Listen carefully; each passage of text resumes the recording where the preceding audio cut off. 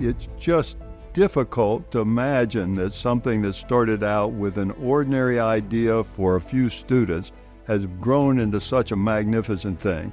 The cast and steel competition has grown every year, and it's just thrilling to see the young people get so excited. The inspiration to start the competition is, how do we get more young people today interested in manufacturing? How do we compete with the service sector and other different markets that younger generation seems to gravitate to, and get people excited about steel, a very old but critical industry. We've seen it grow every year in terms of number of teams. For me, the main thing that I find interesting about these competitions, all the cast and steel competitions that I've done, I really enjoy interacting with the students, just to see the interest in their eyes and watch them be able to talk to me about minutiae of their project.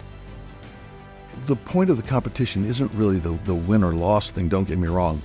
Everybody's excited to win or lose. But it's really about designing and manipulating a material to create a tool. It's an exciting thing to watch, and it's really fun to be part of it. My first participation was in 2022. I was attending the AFS Cast Expo. I was just really impressed with the enthusiasm of the group, and at the last minute was pressed into service as a judge.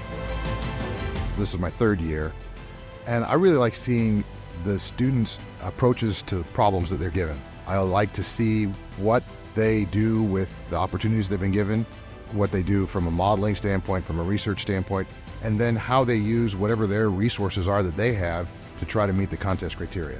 I oftentimes say we're no longer your grandfather's steel casting, and I think that's very evident even at this competition, where you have students that come in and apply the technology for making castings, and some really beautiful ones at that. Over the years, I've seen schools grow greatly in how they work within the program, making better castings. They're going to perform better. It's been really helpful coming back each year and seeing the improvements that we can make and what we did right, what we did wrong. So we are very lucky here at Wisconsin-Madison to have been in this competition for quite a few years. It's a great way to get in touch with industry and lead to internships and jobs, and also just kind of get a bigger picture of how the metallurgy industry works. Also, it's a ton of fun.